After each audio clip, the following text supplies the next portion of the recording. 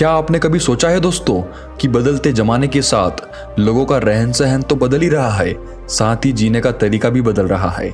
आज कई लोग ऐसे हैं जो या तो किसी मजबूरी में जैसे नौकरी इत्यादि के कारण अकेले रहते हैं, तो कुछ लोग ऐसे भी हैं जो बिना किसी मजबूरी के अपनी मर्जी से अकेला रहना पसंद करते हैं, अपने काम को सच्ची लगन से अकेले ही करते रहते हैं। जो लोग अपनी मर्जी से अकेले रहते हैं उनमें तो बहुत कुछ बुनियादी गुण होते हैं। ऐसे लोग जीवन में जल्दी ही बहुत कुछ हासिल भी कर लेते हैं। और दूसरी ओर ऐसे भी लोग होते हैं जो एक पल के लिए भी अकेला नहीं रह सकते। ऐसे लोगों का अकेला पड़ जाना जैसे अंधेरी काल कोठरी में जीवन भर के लिए किसी कैदी का पड़ जाना।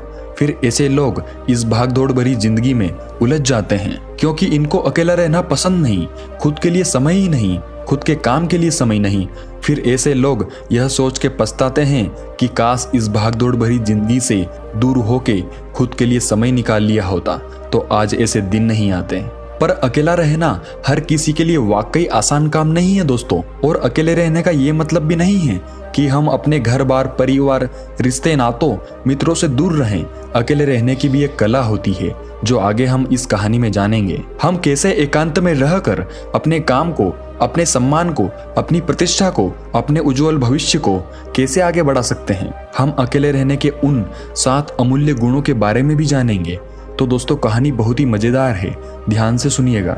इससे पहले कि आप इस कहानी में खो जाएं, इस चैनल को सब्सक्राइब जरूर कर लें। एक व्यक्ति एक गुरु के पास आया और बोला, गुरुदेव मेरे दुख का कारण क्या है। गुरु बहुत ही बड़े आत्मज्ञानी व्यक्ति थे। गुरु ने कहा, अपने आप को चीजों से चिपका लेना, चीजों को पकड़ लेना और उन चीजों के प्रति आसक्त होकर उसके पीछे भागना ही तुम्हारे दुख का कारण है। उस व्यक्ति ने गुरु का धन्यवाद किया और कहा, गुरुदेव आपने तो मेरी समस्या का समाधान कर दिया। मैं इतने दिनों से अपनी समस्या का समाधान चाहता था। आपका धन्यवाद गुरुदेव। यह कहकर वह व्यक्ति वहां से जाने लगा। गुरु ने कहा, पूरी बात तो सुन लो। उस व्यक्ति ने कहा, नहीं गुरुदेव, आपका इशारा मिल गया, बस वही काफी है। और समझदार को इशारा ही काफी होता है गुरुदेव। 1 महीने बाद वह व्यक्ति फिर से गुरु के पास आया। इस बार उस व्यक्ति का हाल बहुत बुरा था।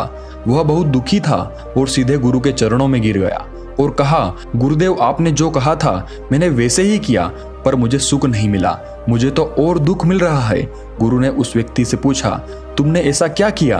व्यक्ति ने कहा, मुझे अपने परिवार वालों से, मित्र, रिश्तेदारों से दुख मिल रहा था तो मैंने उन्हें छोड़ दिया और छोड़कर चला गया। 2-4 दिन तो मुझे बहुत अच्छा लगा, पर धीरे धीरे मुझे उनकी याद आने लगी। अपने माता पिता, अपनी पत्नी, अपने बच्चे याद आने लगे, रिश्ते, रिश्तेदार, यहाँ तक कि अपने शत्रु भी मुझे याद आने लगे। इतना दुख तो मैंने उनके पास रहकर भी नहीं जाना था जितना कि उनसे दूर होकर दुखी हो गया हूँ। इसलिए आज मैं घर वापस जाने के लिए निकला था और आपके पास आ पहुंचा। आपने मुझे इतनी गलत सलाह क्यों दी गुरुदेव। गुरु मुस्कुराए और गुरु ने कहा, तुम परिवार को छोड़कर भागे, मित्रों, रिश्तेदारों, यहाँ तक कि शत्रुओं को भी छोड़कर भागे, पर यह तुम्हारी गलत फहमी थी कि तुम छोड़कर भाग रहे हो। वास्तव में तो तुम उन्हें लेकर भाग रहे थे। व्यक्ति ने कहा, पर गुरुदेव मैं तो किसी को अपने साथ नहीं लाया। गुरु ने कहा, जो चीजें हमें दुख देती है वह कहीं बाहर नहीं होती, यहाँ तक कि जो हमें सुख देती है वह भी बाहर नहीं होती। यह सब परिवार वाले, रिश्तेदार, मित्र, शत्रु, यह कहाँ बसते हैं, यह सब हमारे मन में बसते हैं। और जब तुम भागे तो तुम अपने मन को साथ लेकर भागे और तुम्हारे मन में यह सब तुम्हारे साथ भागे, तो तुम इनसे कहीं दूर नहीं गए। जब जो चीजें मन में बसी हो और वह आसपास हो तो वह जो दुख देती है वह हमें बहुत लगता है, पर वह बहुत कम होता है। और जब हम इन चीजों से दूर हो जाते हैं, यानी छोड़कर भाग जाते हैं, तब मन उन चीजों को पाने के लिए फिर से प्रयास करने लगता है और तब यह चीजें बहुत ज्यादा दुख देती है, जैसे तुम्हें हो रहा है। व्यक्ति ने कहा, तो गुरुदेव मैं क्या करूं। चीजों के साथ रहूं तो दुख, चीजों को छोड़कर जाऊं तो दुख। क्या मैंने सिर्फ दुख उठाने के लिए ही जन्म लिया है। गुरु जोर से हंसे और कहा, यह बात बिल्कुल सत्य है। यहाँ सब सिर्फ दुख उठाने के लिए ही जन्म लेते हैं, पर यह भी सत्य है कि इन दुखों के पार सुख है और उन सुख के पार दुख है, फिर सुख और फिर दुख है। जिन चीजों में हमें सुख नजर आता है वह दुख देते हैं और जिनमें दुख नजर आता है वही सुख का कारण बन जाते हैं। उस व्यक्ति ने कहा, गुरुदेव क्या इस सुख दुख के मायाजाल से बाहर निकलने का कोई रास्ता नहीं है? गुरु ने कहा, रास्ता तो है। अगर तुम इसी दुनिया में रहना चाहते हो, इन सब के साथ रहना चाहते हो, तो तुम्हें एक काम करना होगा। तुम ऐसे ही रहो जैसे कि तुम इस दुनिया में अकेले हो। सबके साथ रहो पर अकेले रहो। व्यक्ति ने कहा, पर गुरुदेव यह कैसे हो सकता है? गुरु उस व्यक्ति को एक जगह पर ले गए जहां एक मेला लगा था और वहां बहुत भीड़ थी। गुरु ने कहा, देखो अपने आसपास, यहाँ किसी को जानते हो क्या? व्यक्ति ने कहा, नहीं, यहाँ तो कोई भी मेरी जान पहचान वाला नहीं है। गुरु ने कहा, क्या तुम यहाँ अकेले हो? व्यक्ति बोला, हाँ गुरुदेव, बिल्कुल अकेला हूँ। गुरु ने कहा, नहीं, तुम्हारे मन में कुछ चल रहा है, तुम अकेले नहीं हो। व्यक्ति ने कहा, हाँ, मैं जल्द से जल्द अपने घर जाना चाहता हूँ, अपनी पत्नी से, अपने बच्चों से, अपने माता पिता से मिलना चाहता हूँ, अपने मित्रों से मिलना चाहता हूँ, वही मेरे मन में चल रहा है। गुरु ने कहा, अब यह सब भूलकर आंखें बंद कर लो और अपना ध्यान यहाँ होने वाली आवाजों पर लगा दो। व्यक्ति ने ऐसा ही किया और जैसे ही उसने अपनी आंखें बंद की और सारा ध्यान वहां हो रही आवाजों पर लगा दिया, उसे एक अकेलापन, एकांत महसूस हुआ।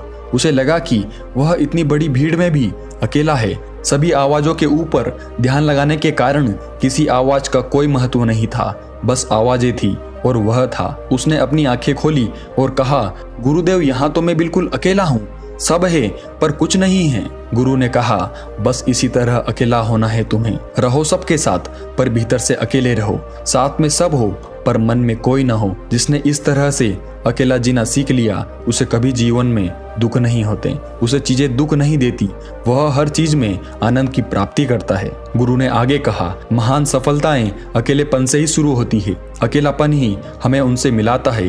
अपने अकेलेपन को नकारात्मक मत समझना, बल्कि उसे एकांत समझकर खुद को जानने का प्रयास करो। जब तुम्हें एकांत पसंद आने लगे, तब इसका मतलब ये होगा कि तुम्हारा वास्तविक वजूद तुमसे मिलना चाहता है। इसलिए अपने इस एकांत प्रेम का सम्मान करो। गुरु बोले, मैं तुम्हें 7 ऐसी खूबियों के बारे में बताता हूँ जो अकेले रहने वाले लोगों में पाई जाती है और उन्हें दूसरों से अलग, बेहतर बनाती है। गुरु ने कहना शुरू किया, पहली खूबी जो एकांत में रहने वाले लोगों में पाई जाती है वो ये है कि ऐसे लोग दूसरों की तुलना में खुद के प्रति ज्यादा जागरूक होते हैं। वो खुद के स्वभाव और आचरण के बारे में ज्यादा गहराई से जानते हैं। ऐसा इसलिए होता है क्योंकि जब हम अकेले होते हैं तो हमें खुद के बारे में सोचने का काफी समय मिल जाता है, जिससे हम खुद के व्यवहार को अच्छे से समझ पाते हैं। एकांत में रहने वाले लोग खुद की कमजोरी और ताकत को भी अच्छे से जान पाते हैं, जिससे वो दूसरे लोगों की तुलना में किसी भी खराब परिस्थिति का सामना ज्यादा अच्छे से कर सकते हैं। गुरु ने कहा, अकेले रहने वाले लोगों की दूसरी खूबी है कि ये सकारात्मक सोच वाले लोग होते हैं। देखो, जब बहुत से लोग हमारे साथ होते हैं तो वहाँ एक दूसरे से तुलना, जलन, घमंड, लालच जैसे कुविचार अपने आप ही मन में आने लगते हैं और फिर इंसान इन विचारों के बस में आकर उल्टे सीधे काम करने लगता है। हालांकि ऐसा नहीं है कि एकांत में रहने वाले लोगों के मन में ये विचार नहीं आते, लेकिन क्योंकि वो अकेले हैं इसलिए दूसरों से तुलना, जलन, घमंड जैसे विचार उनके मन में दूसरों की तुलना में थोड़ा कम आते हैं। साथ ही अकेले रहने की वजह से उन्हें खुद के बारे में सोचने का ज्यादा समय मिल जाता है, जिससे वो अपने नकारात्मक विचारों को पहचान कर उन्हें कम कर सकते हैं, जिसके कारण ऐसे एकांत में रहने वाले लोग ज्यादा सकारात्मक होते हैं। अकेले रहने वाले लोगों की तीसरी खासियत कि ये लोग ज्यादा अनुशासित और आत्मनिर्भर होते हैं, क्योंकि अकेले रहने वाले लोगों को अपने ज्यादातर काम खुद से ही करने पड़ते हैं, इसलिए ये दूसरों की तुलना में ज्यादा आत्मनिर्भर होते हैं। साथ ही ऐसे लोगों को दूसरों का काम भी पसंद नहीं आता, ये अपना काम खुद करने पर ही भरोसा करते हैं। साथ ही ये लोग कोशिश भी करते हैं कि दूसरों से कम सहायता लेनी पड़े, पर क्योंकि ऐसे लोग आत्मनिर्भर और अपने काम को लेकर स्पष्ट होते हैं, इसलिए ऐसे लोग अनुशासित भी होते हैं। ये अपने समय की कदर करते हैं और दूसरों का भी समय बर्बाद नहीं करते। अकेले होने की वजह से ऐसे लोग एक निश्चित दिनचर्या का पालन भी करते हैं, जिससे ये लोग ज्यादा व्यवस्थित होते हैं और ये भी इनके अनुशासित होने का एक कारण है। गुरु ने आगे कहा, अकेले रहने वाले लोगों की चौथी खासियत कि ये लोग किसी भी चीज के बारे में बड़ी गहराई से सोच सकते हैं। किसी भी चीज के बारे में बड़ी बारीकी से और गहराई में जाकर अकेले रहने वाले लोगों की सबसे बड़ी खासियत होती है। इसलिए जितने भी लेखक, कवि और बड़े बड़े काव्यों के रचयिता हुए हैं, उन सभी को एकांत में रहना पसंद था, क्योंकि जब कोई व्यक्ति एकांत में होता है तो वो अपने अंदर की आवाज सुन पाता है। जितने भी बड़े आविष्कार हुए हैं, उन सब की शुरुआत एकांत में हुई थी, क्योंकि एकांत में रहकर ही किसी भी चीज के बारे में बड़ी बारीकी से सोचा और समझा जा सकता है। गुरु ने कहा, एकांत में रहने वाले लोगों की 5वीं खूबी यह है कि इनका व्यक्तित्व सबसे अलग, सबसे हटकर होता है। और वे लोग जो ज्यादातर दूसरे लोगों के साथ रहते हैं या अकेले रह ही नहीं पाते, वो कितनी भी कोशिश कर ले, लेकिन जाने अनजाने में ही सही, लेकिन दूसरों के व्यक्तित्व का कुछ हिस्सा उनके अंदर आ ही जाता है। दूसरों की आदतें, दूसरों के विचार उनके अंदर प्रवेश कर ही जाते हैं, जिससे उनके व्यक्तित्व में वो अनूठापन, वो निरालापन नहीं आ पाता। उनका व्यक्तित्व कई सारे लोगों के व्यक्तित्व का मिश्रण होता है, पर क्योंकि एकांत में रहने वाले लोग अपना ज्यादातर समय अपने साथ बिताते हैं, इसलिए ये दूसरों की बातों और विचारों से बहुत ही कम प्रभावित होते हैं। इनके अपने जीवन को जीने के खुद के बनाए नियम और कायदे होते हैं, जिनका ये पालन करते हैं। ये किसी से भी आसानी से प्रभावित नहीं होते, इसलिए ऐसे लोगों की शख्सियत सबसे हटकर सबसे अलग होती है। इसलिए इनके व्यवहार में एक अलग ही निरालापन होता है, जो किसी दूसरे व्यक्ति को पसंद भी आ सकता है और नहीं भी। गुरु बोले, छठी खासियत जो एकांत में रहने वाले लोगों में पाई जाती है, अकेले रहने वाले लोगों के दूसरों के साथ रिश्ते बहुत ही गहरे और मजबूत होते हैं। हालांकि अकेले रहने वाले लोग ज्यादा लोगों से अपने संबंध नहीं बनाते, लेकिन ये जितने भी लोगों से संबंध बनाते हैं, सच्चे दिल से बनाते हैं। ऐसे लोगों के बहुत ही कम दोस्त तो होते हैं, लेकिन जितने भी होते हैं, ये उनसे अपनी दोस्ती पूरी ईमानदारी से निभाने की कोशिश करते हैं। अक्सर लोगों को यह लगता है कि एकांत में रहने वाले लोग बहुत कम बात करते हैं, लेकिन उनसे पूछिए जिनसे ये दिल से जुड़े होते हैं कि उनसे कितनी बातें करते हैं। ऐसे लोग इन्हें अपना मान लेते हैं और वो इनके सामने अपने पूरे दिल की बात रख देते हैं। अकेले रहने वाले लोग बहुत ही कम लोगों के साथ संबंध तो रखते हैं, लेकिन जरूरत पड़ने पर वो अपनी तरफ से पूरी मदद करने के लिए भी तैयार रहते हैं। इसलिए इनके रिश्ते कम लोगों से तो होते हैं, लेकिन जिनके भी साथ होते हैं बहुत मजबूत होते हैं।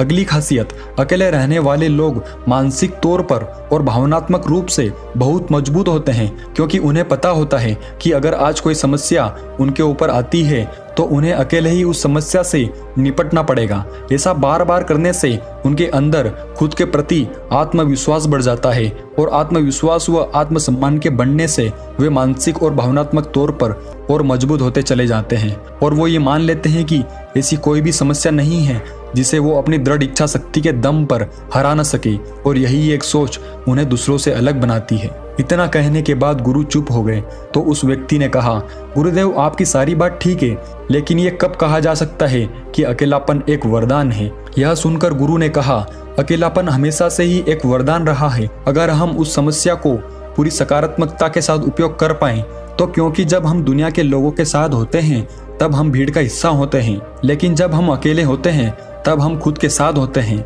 और जब हम खुद के साथ होते हैं तभी हम अपने समय का सदुपयोग, खुद का आकलन, खुद के शौक, सभी बातों पर अच्छे से ध्यान दे सकते हैं, अपनी कमजोरियों पर भी काबू पा सकते हैं, या ऐसा कह सकते हैं कि सच में अच्छाई की राह और इंसानियत की मंजिल भी पा सकते हैं। उस व्यक्ति को गुरु की बात समझ आई और वह गुरु का धन्यवाद कर अपने घर चला गया। दोस्तों, हम इतना समझे कि जिन चीजों को हम पाना चाहते हैं वह तब तक हमें दुख देती है जब तक कि हम उसे पा ना ले, और जब हम उसे पा लेते हैं तब वह फिर से हमें दुख देती है कि वह कहीं हमसे छूट न जाए, और जब वह हमसे छूट जाती है तब वह फिर से हमें दुख देती है, उसके जाने का दुख जो बहुत गहरा होता है। जीवन भर हम एक चीज को पकड़ते हैं, फिर दूसरी चीज को पकड़ते हैं, तीसरी चीज को पकड़ते हैं, और पीछे की चीजों को विदा करते रहते हैं। इसी तरह हम सुख पकड़ते हुए दुख को पकड़ते चलते हैं। पर जिस व्यक्ति ने अकेला रहना सीख लिया, वह परिवार में, समाज में सब कुछ करते हुए आनंद की प्राप्ति करते हैं, सारे कार्यों को पूरा करते हुए सुख से जीता है, आनंद से जीता है। तो दोस्तों, आपको यह कहानी कैसी लगी कमेंट सेक्शन में हमें जरूर बताएं, और अच्छी लगी हो तो इस चैनल को सब्सक्राइब करना ना भूलें। तो मिलते हैं अगली कहानी में।